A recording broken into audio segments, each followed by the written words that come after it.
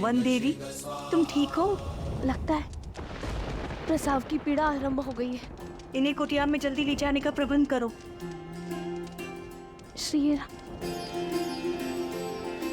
श्री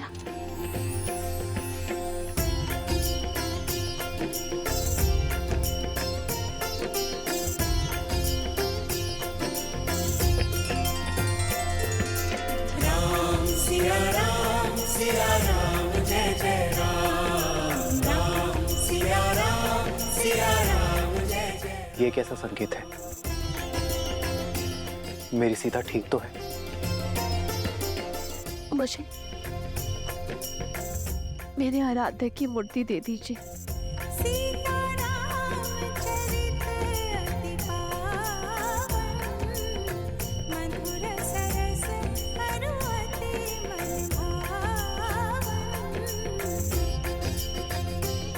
मेरे पूर्वजों, मेरी सीता की रक्षा करना। तुम्हें कुछ नहीं होगा सीते। श्री राम, श्री राम।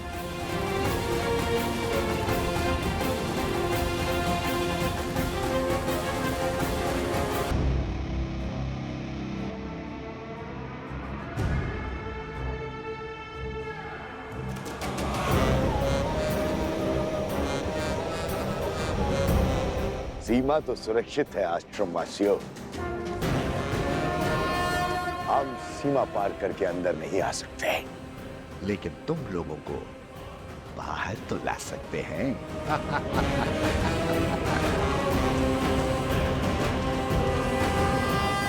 हम आश्रम में इतना धुआं भर देंगे कि तुम्हें बचने के लिए बाहर आना ही होगा।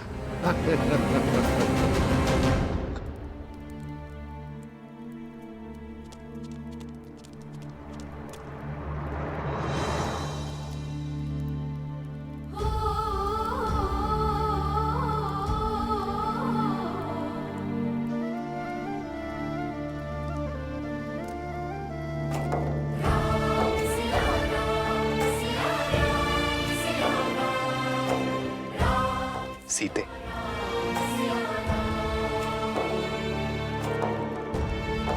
प्रतीत होता है हमारे वंशज के जन्म लेने की शुभ घड़ी आ गई। श्री राम। हे महादेव, सीता पर, मेरी होने वाली संतान पर अपनी कृपा दृष्टि बनाए रखना।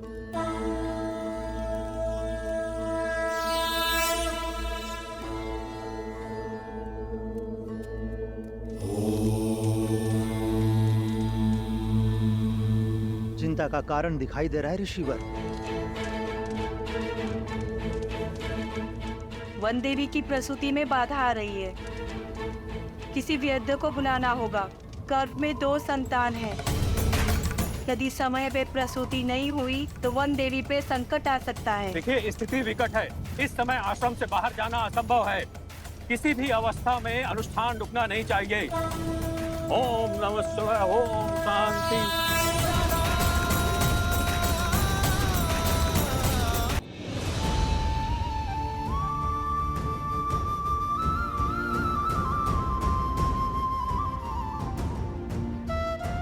श्री राम।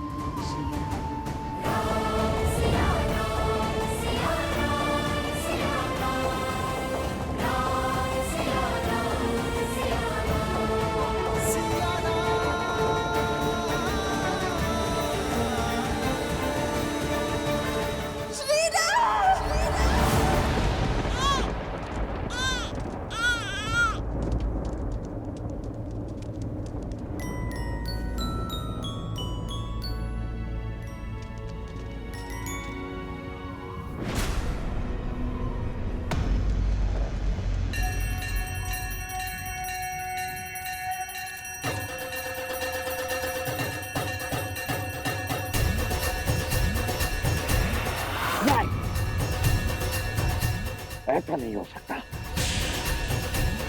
मंगलम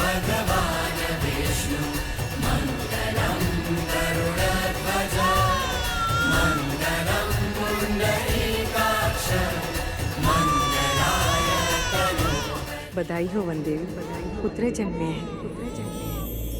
2 सुंदर पुत्रों की माता बनी है तुम।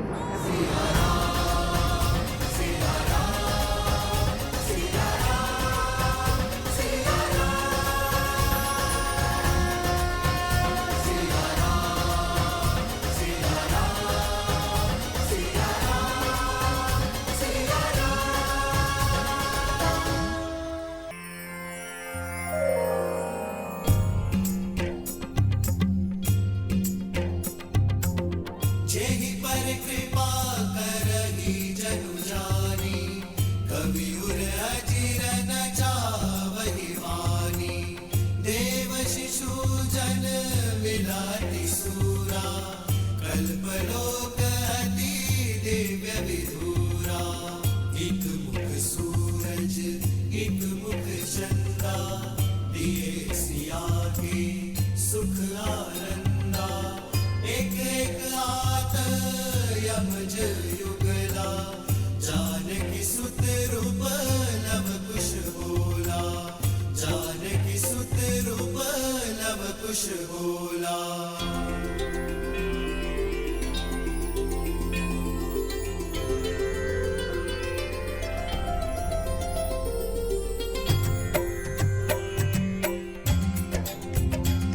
जो नदी के तट को मिलाते सेतु, जन्म मात पिता मिलन के हेतु। रामचंद्र सिय विरह घटाने, प्रकटे लव कुश रूप सुहाने। रूप सुहाने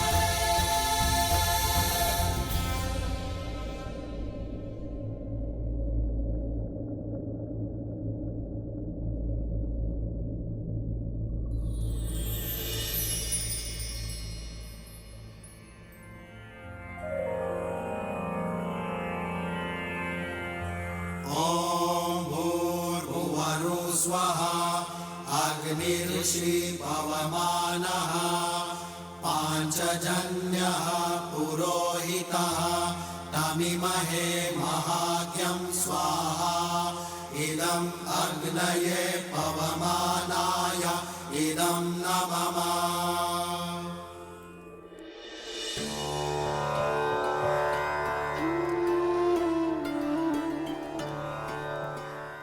ये मेरे संतानों का सौभाग्य है कि इन्हें यहाँ आपके आश्रम में ज्ञान और सदाचार के इस भूमि में इन्हें जन्म लेने का अवसर मिला। छत्र छाया का आशीष तो आपने दे दिया, अब इनका नामकरण भी कर दीजिए।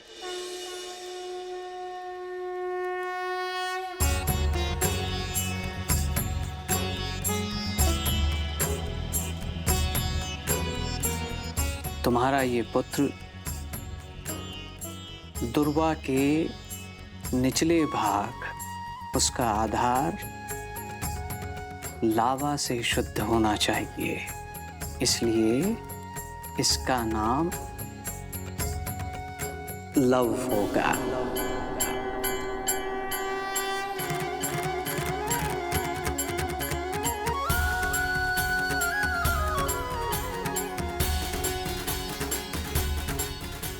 और ये दुर्वा के ऊपरी भाग कुश और मंत्रों के जाप से शुद्धि पाएगा, इसलिए ये कुश कहलाएगा।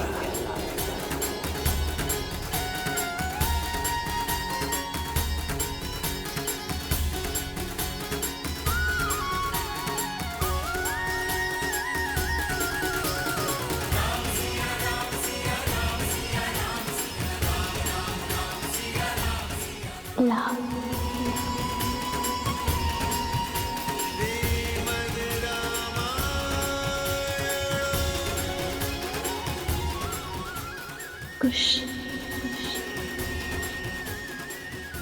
लाओ कुश। सीता, तुम्हारे ये पुत्र अपने शौर्य और वीरता के लिए जाने जाएंगे। इनका नाम और इनका काम दोनों ही महत्वपूर्ण होंगे और ये ही तुम्हें तुम्हारे आराध्य, तुम्हारे पति से तुम्हें पुनः मिलवाएंगे। अपने कुल की गरिमा और धर्म को ये आगे बढ़ाएंगे। तुम्हारा त्याग और इनका साहस धर्म के राज्य का आधार होगा।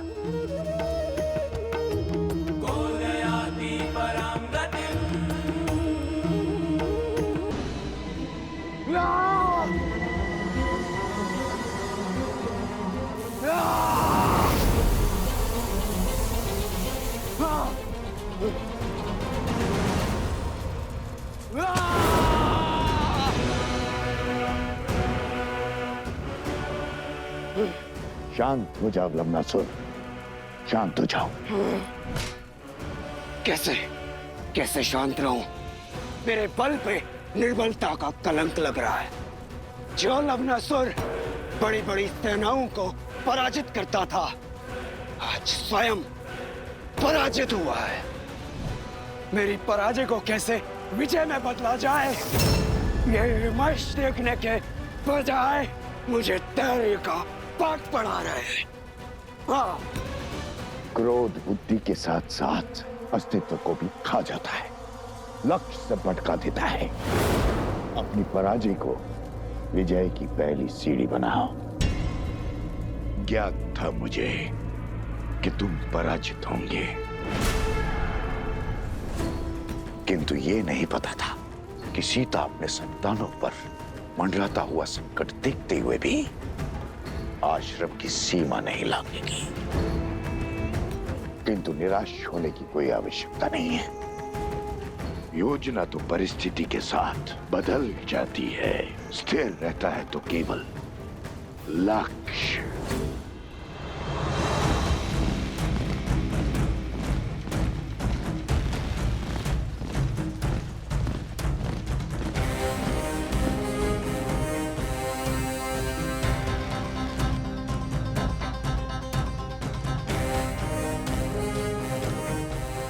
उस ओर आश्रम है, उस दिशा से इतना धुआं क्यों आ रहा है?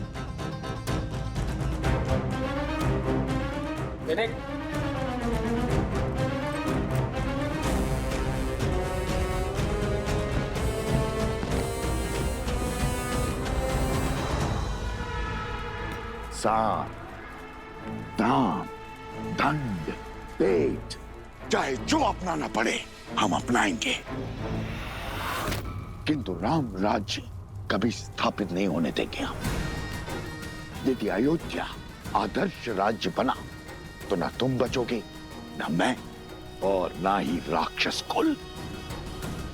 किसी भी भांति हमें राम और सीता का ये प्रण तोड़ना होगा, तार तार करना होगा उनका वचन, उनका उद्देश्य धूल में मिलाना होगा। सीता की अपने संतानों को अच्छे संस्कार देने की सौगंध हमें तोड़नी होगी। यदि राम और सीता नहीं बिखरे तो असुर साम्राज्य बिखर जाएगा। अब राम और सीता को हराने के लिए मुझे चाहे जो करना पड़े मैं करूंगा।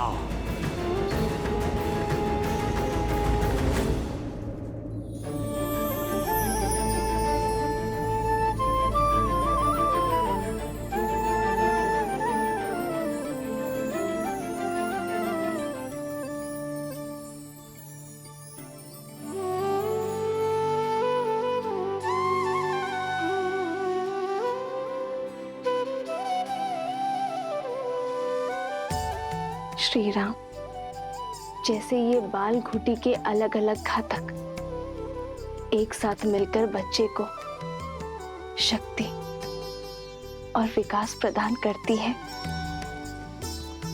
वैसे ही आपके बच्चे लव और कुश दोनों एक होकर राम राज्य का भविष्य, धर्म का आधार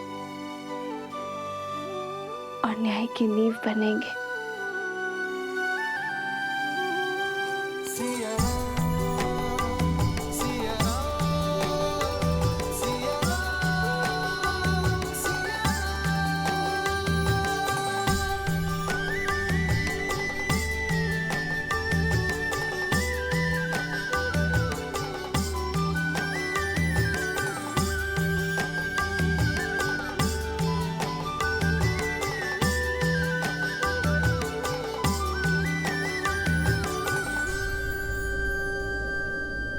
तो आज से केवल माता ही नहीं,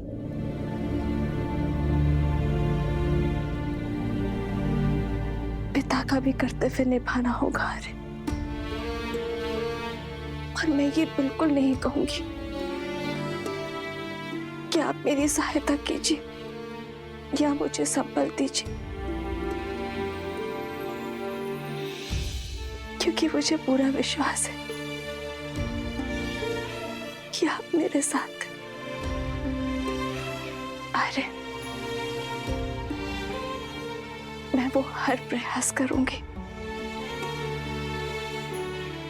कि मैं इन्हें आप सा बना पाऊं, जिस उद्देश्य के लिए हम अलग हुए, उस गंतव्य को पूर्ण करूं। कितनी अभागी होना मैं हारे कि इन्हें इनके पराक्रमी पिता का आपका परिचय भी नहीं दे पाओगे।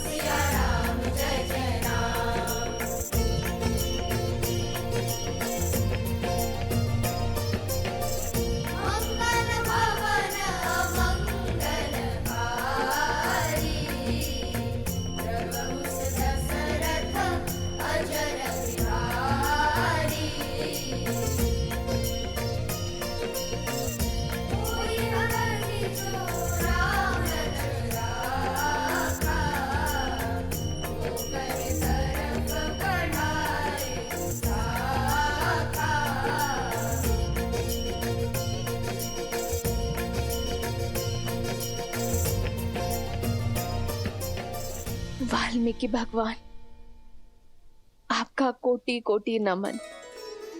आपने मेरी दुविधा हर ली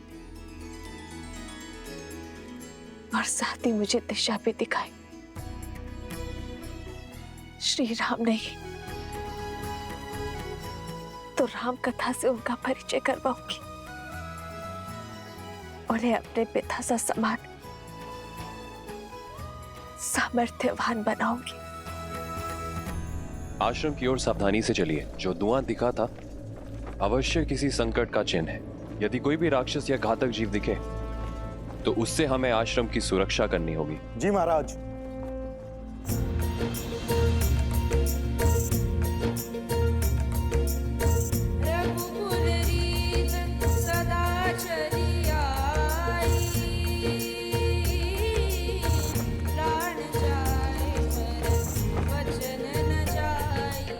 राम नाम का गुणगान।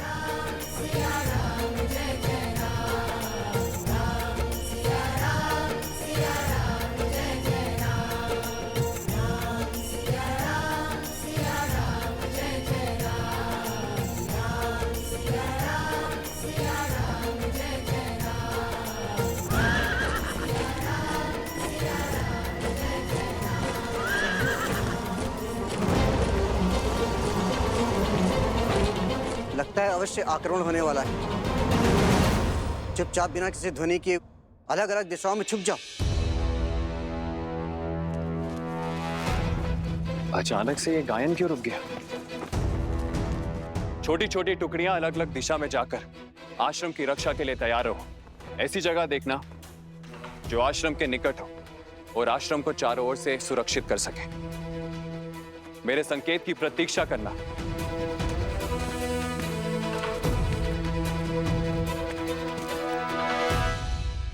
ये केवल एक गीत नहीं था, तुम्हारे आदर्श का चरित्र है।